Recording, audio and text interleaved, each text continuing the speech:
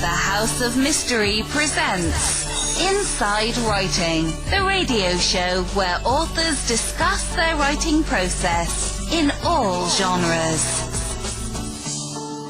Welcome back into the House of Mystery. I am Al Warren. Mr. Joe Goldberg is here to save the day.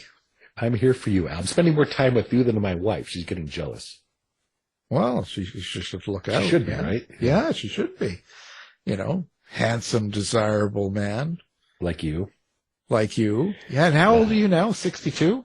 Exactly. Good guess. Oh yeah. Sorry, I don't date seniors. Thank you very much. Thank you. I'm now on the discount menu in many restaurants now. That's a new world. Yeah, it's great. It's great. A lot of the drugstores too, you know, 55 and older, and you get the 20% off. You know, I've got them logged in my phone, so I know what day it's 20% off. Yeah, I just signed up for something yesterday. It's for my birthday. I find myself scrolling back. It takes me a while to scroll back to 1960. Yeah, I might as well just get something to drink while I'm going from 2020 to 1960. Yeah. They just don't think there's anyone alive that old. You know, happens a lot. So, well, let's see. Now, today we are talking mystery, and we've got a new writer, debutante. So, Miss Alex Kenna, thank you for being here. Thank you for having me. Well, Alex, so you've written a book. Came out December 6th, and it's called What Meets the Eye, a Mystery. So, I have to ask you, what made you decide to write this book? Well, to be honest, I was, during the pandemic, I had a relatively high-risk pregnancy and was pretty much stuck at home with nothing to do except watch lots of TV and let my imagination run wild. So that kind of got me thinking, and I sort of decided to try my hand at it.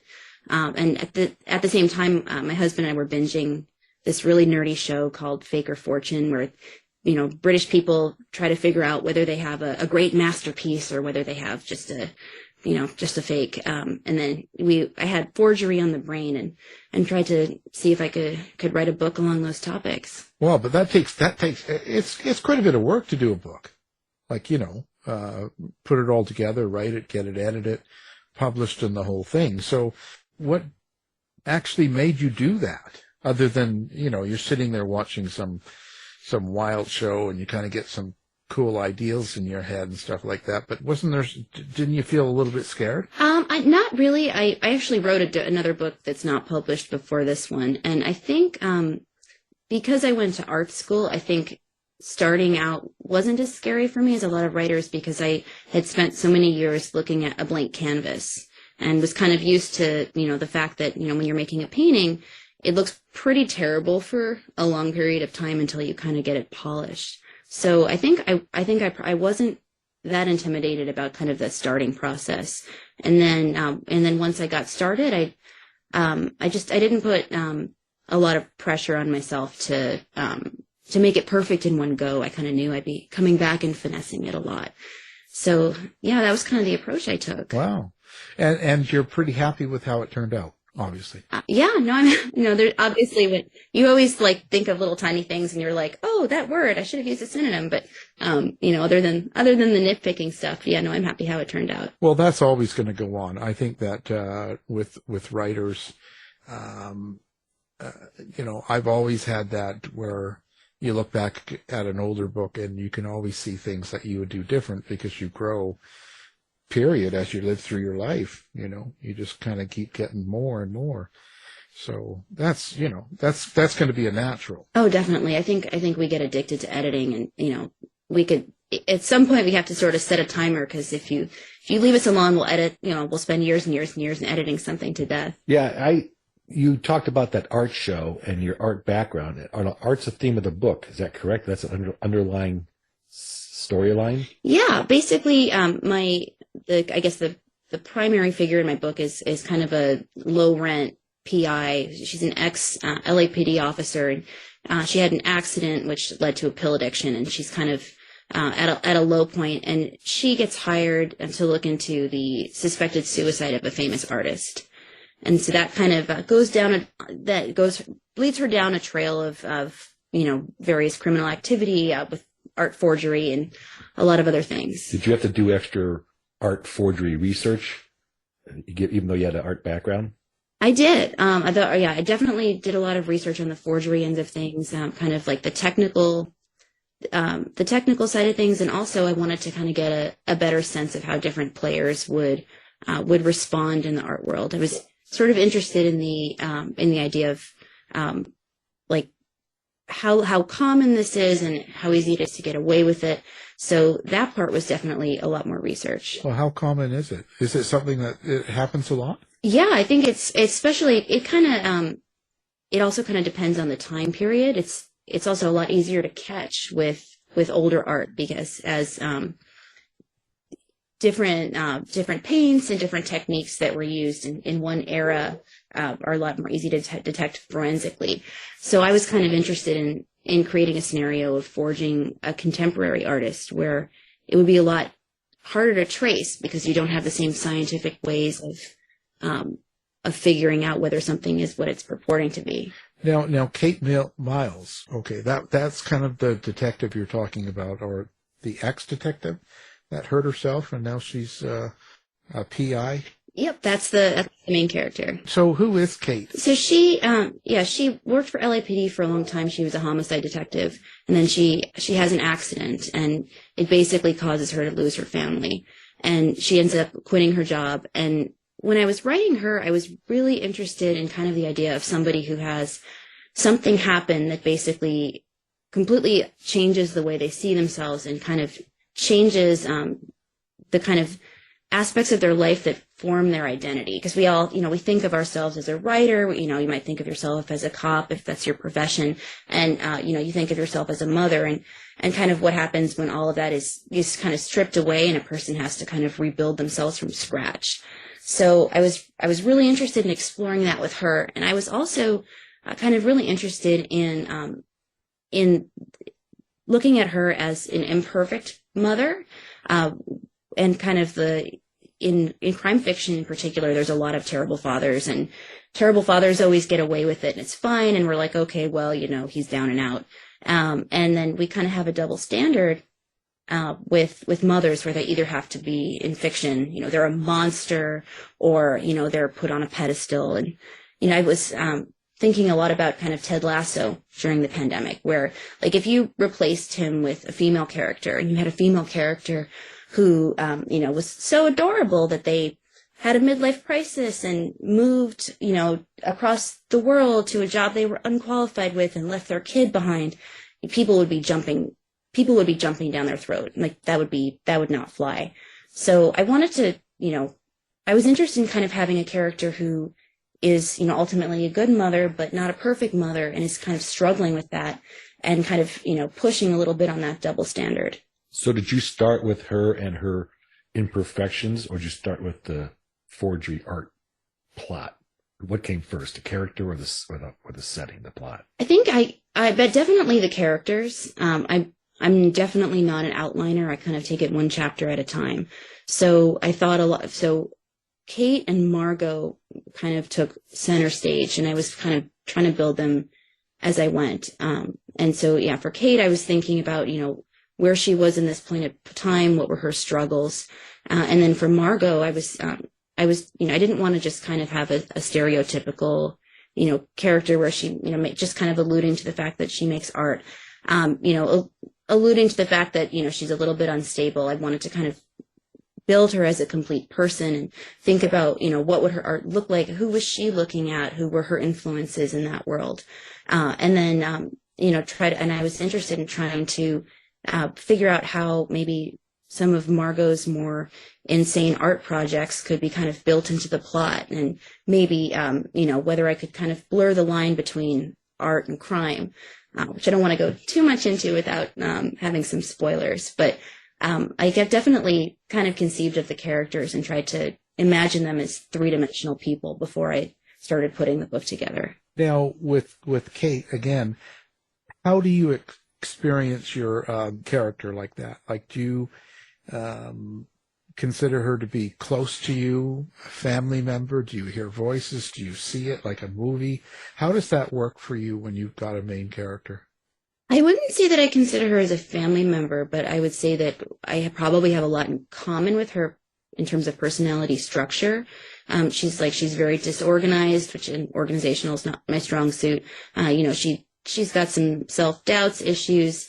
I would say that I empathize a lot with her. But I was also, very conscious of the fact that I wasn't writing myself. There were definitely certain parallels in my life, I think, in some ways, in that, when I was writing about a person who was feeling very displaced, and I was writing at a time where I was, semi-locked in my house for all kinds of reasons. So I think she was probably somebody who I empathized with a lot, but I was also conscious that I wasn't her. I could never be a police officer, in part just because I'm extremely unbrave and I hate working out. So, even just on that kind of superficial level, she would have been a very different person from me, and I needed to kind of factor that in. The addiction part of that, was that hard for you to research and kind of get into and write about as one of your characters? That was definitely something that I did a lot of research on. I mean, it was a topic that I had on my mind. I do have someone in my life who has struggled a lot with addiction. And that was also a reason that I wanted to make sure that this was a more nuanced character. And I think also that was one of the reasons I was a little bit interested in bringing that element into her character, was also for creating the sense of displacement. This was a person who was involved in law enforcement and who had, probably had some very negative ideas about addiction before circumstances led her down this kind of dark path. And so it's another element where she's kind of reconciling with who she is and where she wants to go from here. But that was definitely, I did a lot of reading on my own and tried to make her seem as authentic as possible. Yeah, I was going to say, because it's a pretty intense subject when someone's addicted enough that they're losing their job and losing a lot of stuff, going through that turmoil. So to get into the head of someone like that and to try and write that character, I would say would be to make it real. You have to really put a lot of work into it. Yeah, and I also kind of wrote her when she was on the mend. So when her story picks up, she's turned a corner. She's put a lot of work in. Her issue had been chronic pain from an accident. So she's had surgery, and she's basically trying to pick herself up off the floor and bring herself back into a place where she can get custody of her daughter again. So that was something that was a challenge to write, of, somebody who's trying to, put in this Herculean effort to get back to where they were and kind of create a healthy new normal, but is still fighting with their demons. Is that one of the major themes of the book, is people overcoming the obstacles that confront them? I wouldn't say so. Margot didn't, she's dead. But I think for Kate, I think that probably just kind of, rebuilding and trying to kind of create a new normal is kind of a big theme of her character. But I wouldn't say that that's necessarily a theme of the book as a whole. Well, do you have an underlying subtext then? That even came out organically as you were writing it? Like at the end of the book, when someone reads it, are they just going to get the pulse-pounding tapestry of secrets and retribution or an action, or are they going to pick up something? Yeah, I think that there's a lot. I think there's a lot about revenge. I think there's a lot about there's actually a lot about kind of authenticity, and there were some kind of nerdier themes that I was thinking about, in terms of like the art portion of the book. So I think you could kind of read it either way. You could kind of read it with more of an interest in the book as an exploration of the art world and different themes in contemporary art. And I think you could also read it as a thriller. And I think they both kind of coexist. Are you thinking of turning this into a series or having your character show up in another book? Yeah, I'm probably 2/3 of the way through with the sequel. So that's been fun. It's a very different book. and I'm taking Kate in a very different direction with a different setting. So yeah, ideally I would definitely like to take it into a series. So is Kate running a children's school or something, or? No children's school. She's still doing the PI thing, but I think she's probably in a somewhat healthier place. What's your writing structure like? Like when you sit down to write, like you have these ideas, can you just fly off and write on a whim, no problem? I wouldn't say no problem. I would say I do it kind of in spurts, and then I take a break. But I guess right now, I think just because of timing, I work full time and I have a toddler. So, writing it's very much jumping on the opportunity. It's like, he's napping. All right, where's my computer? And then of course he'll wake up 15 minutes later. But, so I think just kind of by necessity, I kind of have to just jump on my computer and start furiously typing, until, the next responsibility kind of takes over. Your main characters are female. How did you find difficulty, or how'd you get in the heads of the male characters? And I ask the same question when I'm going from male writers or to have female leads. How do you get into the mind or the reality of the opposite sex? I really didn't. I don't think I really found that a challenge. Like, I don't feel like my gender is a major component of my identity. It's kind of just a happenstance. So yeah, I wouldn't say that was really a major factor for me. I think like my first book that's not published, my main character was male, and I really didn't find that harder to write. I think if anything though, writing female characters, I think right now it's kind of an opportunity, because in recent fiction there's been such an explosion of complicated female characters that are less kind of simplified and archetype driven. And I think there's a lot of opportunities to kind of explore that and create characters that really didn't exist as much in fiction, 20 years ago. But I don't know if I necessarily find women easier to write. Well, who do you read? Well, a lot of mysteries, but I'm kind of all over the place right now. But probably in terms of my writing, I would say that Tana French probably influenced me the most. In part because she's who I picked up when I was sort of trying to teach myself how to write, as like this is a superb craftsman, and I want to sort of see how she does it. But I definitely read a lot of mysteries, definitely read a lot of thrillers. So what do you think you've learned from publishing, doing this book? Well, it's definitely been an interesting process. I mean, even I think the editing process has taught me a tremendous amount. Like my editor she's brilliant, and if just from Twitter she has a small cult following. But having I think probably the most exciting part of publishing is just having really talented people look at your work and then give you constructive feedback.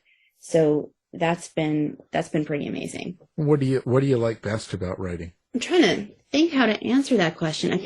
Just kind of when that kind of feeling of just creating a world when everything starts to come together, like creating a character, and that character starts to have a voice, and then that person starts to do something. I think probably, when in that initial flow, I think before you start editing, when you realize that you're kind of onto something, that's very exciting. What advice would you give to someone that was in your place? They have a book in a drawer somewhere and they've never made the move to try and publish something. What would you tell them to do? Well, I would say, first of all, you have nothing to lose. If it's in your drawer now, if you don't try, it's still going to be in your drawer. But I would also say be really strategic, and then go in without being afraid of rejection, because you're going to get a ton of it.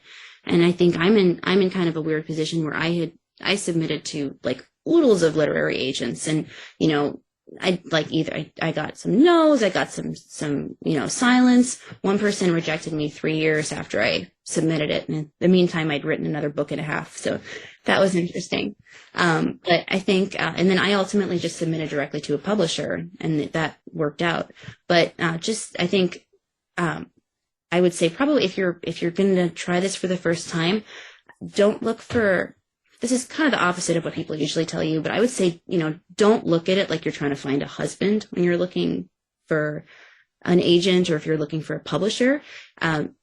Go for the multitude, apply everywhere, send it to 1 million people, and then you only need one person to give you a yes. Yeah, that's all it takes.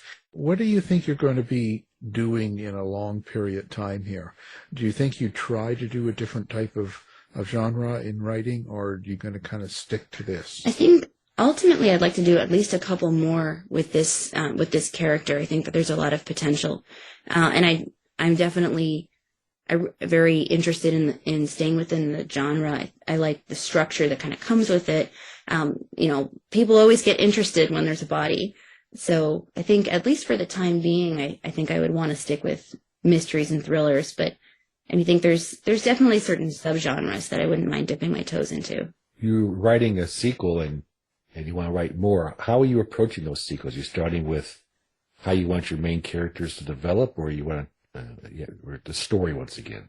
I think it's both. I think in terms of my main character, I'm thinking about like the arc that her life would be taking, and trying to make that feel authentic and not just kind of erase everything that happened in the first book. But then separately, there's the case that she's investigating, and I'm thinking about how the people involved in that case would operate. So I'm sort of kind of trying to weave it together, and as she's working on that case, she's also dealing with her own stuff. So how many people have you written about that you knew? I don't know if I should admit that. Well, I mean, let's get the details. I want names, age, phone numbers. No, what exactly happens when you see these characters? Sometimes they're people you know, and sometimes they're people you've seen, I imagine, in a bookstore or a grocery store, or who knows, character. And do you end up using some of them? Oh, all the time. Yeah, I think for Kate, just I was a DA for 5 years, and there was some just really cool, amazing female police officers who I interacted with all the time.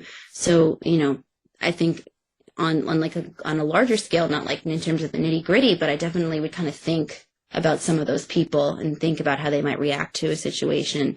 I think, and then the art world aspect of things, there are some characters who are very inspired by people who I've encountered.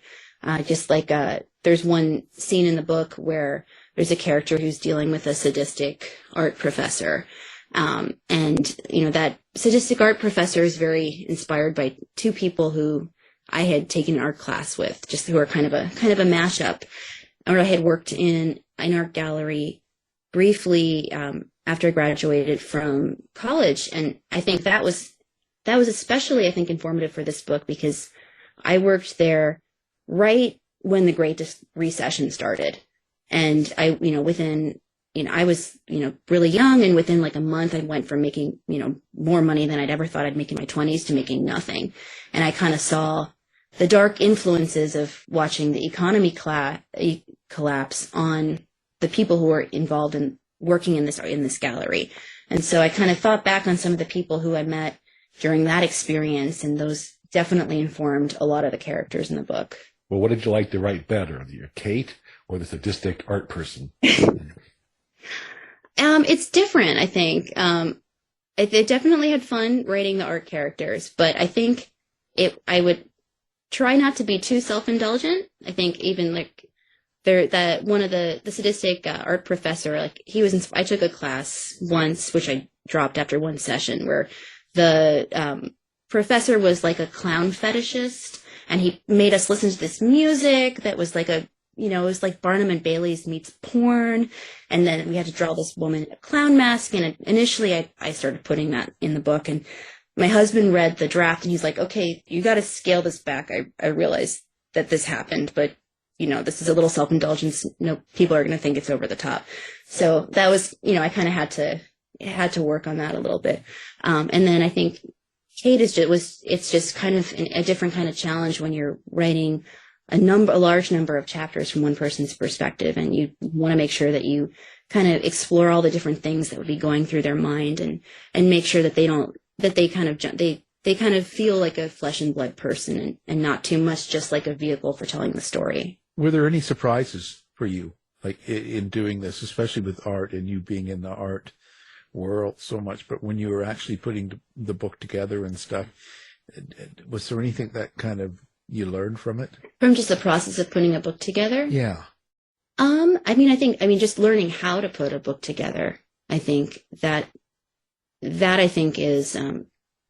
is probably the biggest thing that I learned. And, if I think about the book that I didn't publish versus this one, you can, I kind of almost want to go back and like sort of cringe about things about the earlier manuscript, because I think you just have to kind of learn by doing, which is, the one thing they always tell you when you're learning how to write is, show, don't tell.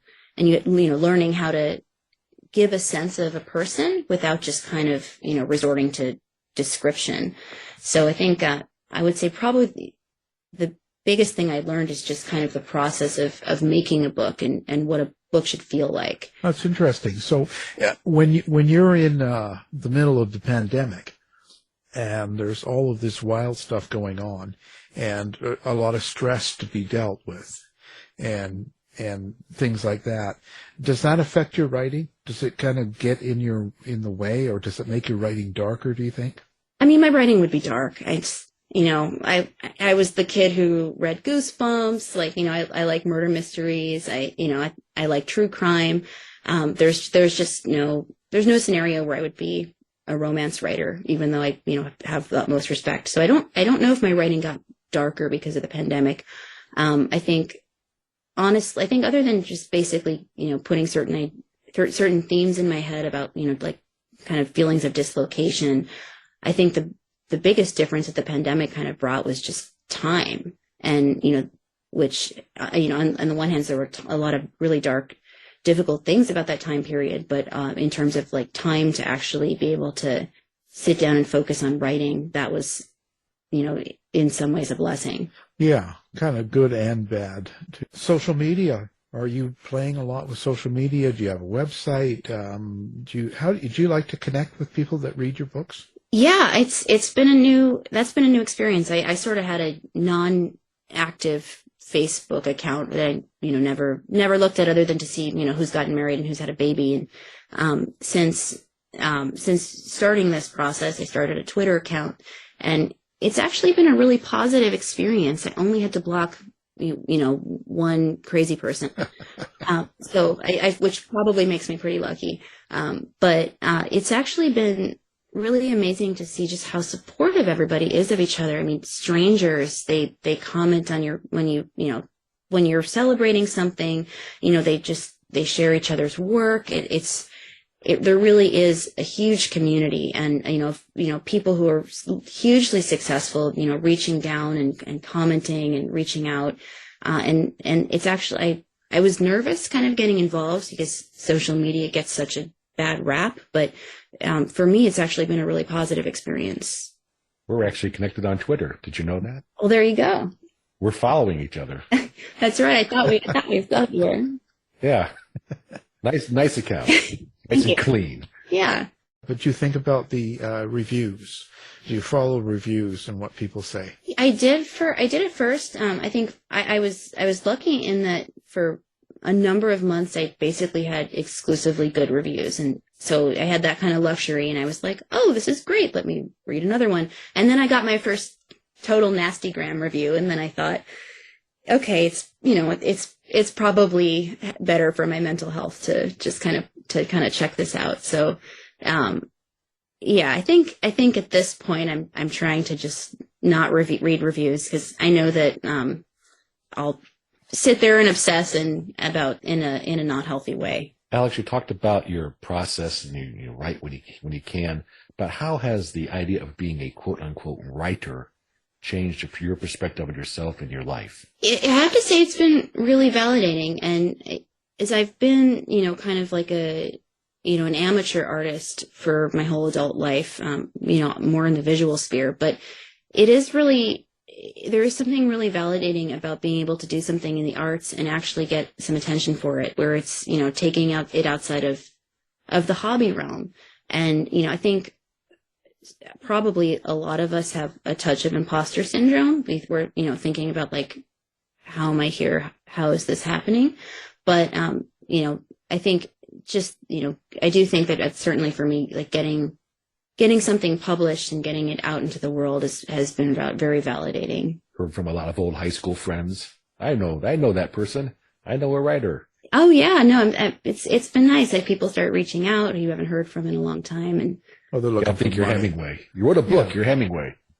How much of your own life experience have you put into this, into your main character, or any of the characters? I think I would say I put quite a bit of life experience in both of my main characters in this book. I think even just kind of little things like I was hit by a drunk driver in my 20s, and I didn't have Kate's kind of devastating consequences, but just that that experience. I was also very consciously aware that things could have been a lot worse, and so that was something that I had, that it was a factor. I think I also had a kid sort of partway through writing this book. And so, going back and editing things, I definitely made a lot of adjustments, because I think when you don't have kids, you don't totally understand how they affect kind of your daily way of thinking. So I think that was something that changed a lot kind of in the revision phases of this book. And then for Margot, I think the way she thinks about art was very similar to the way that I think about art. Like she talks about certain artists that I like, although there's one or two that I threw in there who I don't like, but she's a character. And then I kind of, I was kind of coming up with the types of projects that she would do, but it was also kind of fun because, I imagined things that I might do if I drew better. I draw okay, but I'm not any kind of art genius. And it was sort of a luxury to be able to have this character who I was writing who, was this brilliant draftsman and this art genius. And I could have, little fantasy art projects that, I would, a different version of myself with more talent might have been able to execute. So in terms of the way she kind of thinks creatively and the way that she works in that sphere was, somewhat taken from my personality structure, if not my life. Well, let's stick with think creatively. I know your husband cut out the crazy clown professor after you read it, but as you're writing, did you ever say, I need to not write this given the time, date? Now, I don't want to say cancel yourself, which is too easy a phrase, but were there times you wrote and say, you know what, I don't think I should include this in the book. Something will happen, someone's not going to like it. It may be misinterpreted. Did that ever come about as you were writing? Oh, definitely. I think, especially on the revisionary phase, I think I have one character who's very unattractive. He's kind of a villain, and he said some pretty awful things where I kind of went back and I wanted to convey the sense that this person is a bit of a bigot and this person is obviously not an attractive character, but I think it's also important to be conscious of the fact that that people read things and people come from all different experiences. And I think that it's important to kind of walk the line between writing something that's authentic and not over sanitizing.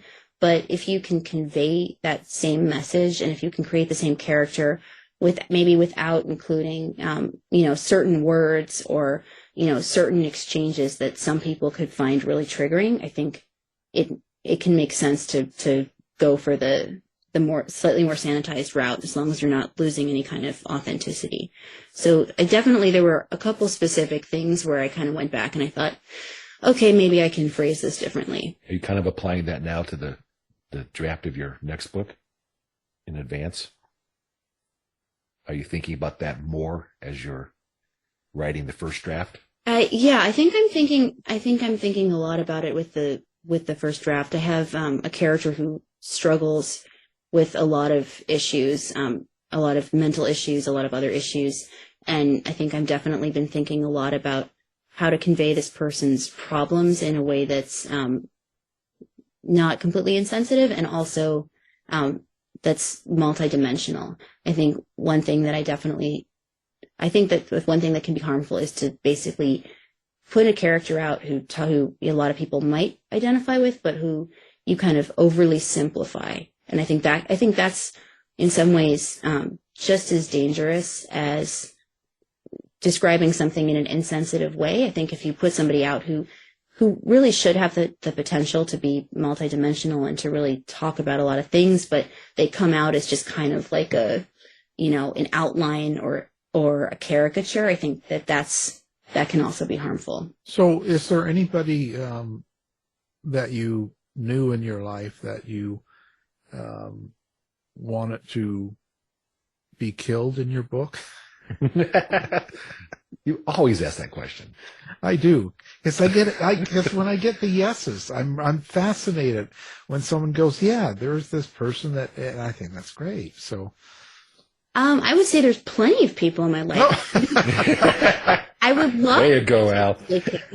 I mean, without going into detail, I think there's one person in my life who I would love to make a villain, and that's not pragmatically possible. But if circumstances ever change, that person is 100% going in a book with as many nasty characteristics as I can include. Does your husband know? Oh, he's well aware. Yeah, I thought maybe it'd be him. No, I've been very lucky. My husband's very indulgent and helps me find stolen hours to write. So I can't complain on that front. Well, that's actually a good question then. You're asked the same thing. Tell me about the support network that you have behind you as you're writing. The husband helping you with time. Anybody else you reach out to? Anything else you've done to help you in your new endeavor? Yeah, well, time is kind of the biggest factor, I think. So, my husband and my mother-in-law has also been incredibly helpful in watching the baby. I think just, finding days to go back and do some editing. He goes and stays with his grandmother, or, my husband will take him to the park so I can steal some hours to write here and there. And that's just been so critical. And I have a couple trusted friends who I'm able to show drafts to and get honest feedback. And that's I actually love criticism, not like the nasty internet stuff of like, this is the worst thing I've ever seen, but the helpful stuff of like, maybe you can expand on this, maybe you can change this. So like just being able to show that to people and get honest feedback and make something a better finished product is really a luxury.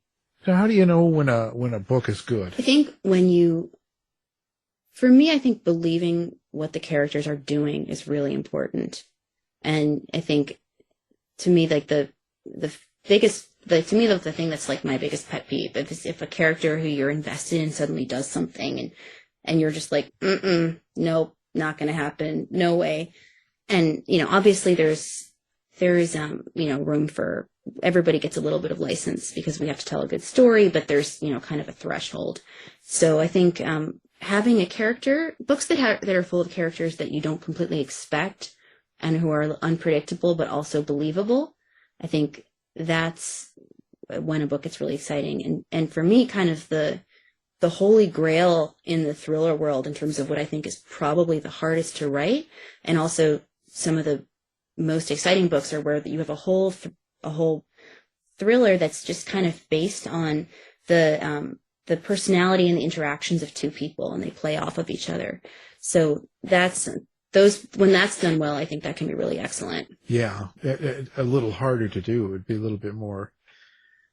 You really have to explore the characters much deeper. And I think that the best books come from that. And then obviously there are other books where sometimes you read a book where you're like, oh my God, this plotting, it's so brilliant. It's like a master class. I want to just make everybody in writing school go read this right now. So I guess those are kind of the different ways, I guess, that a book can really be brilliant. But for me, I think probably the ones that really grab me are the ones where I'm really invested in a character, but also kind of surprised by and not expecting what they're going to do next. Yeah. It's nice to have something that you don't expect. Wow. Okay. So let's talk about your website and stuff. Where do they find you? Yeah, well, I'm on Twitter. It's just Alex Kenna 9. And then I have a website. It's just alexkenna.com.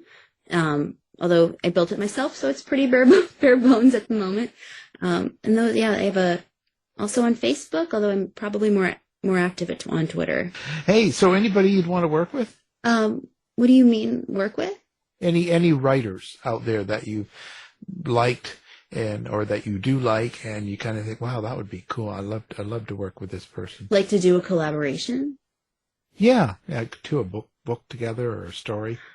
I probably not. I think I'm too protective. I guess my story, I think I'd want to be in control. I mean, there are writers who I'm like I totally fangirl about, who I think this person's amazing. I just want to pick their brain and, try to write exactly like them. But I don't think I would want to do a book with them. I would more want to, be like in a writer's group and get their help and how to figure out how to make something better. But I think I'm kind of a one-woman operation. Control freak. A little bit. Don't let anything in, stuff like that. That's cool. Well, there you go.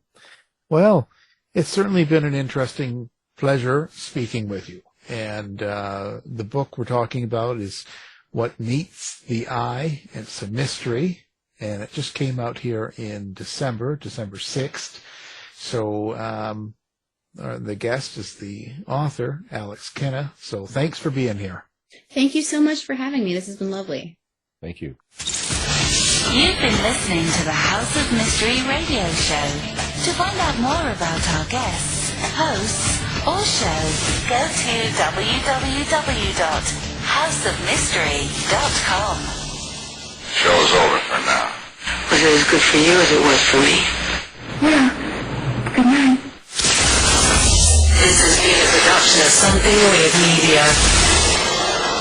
I'll be back.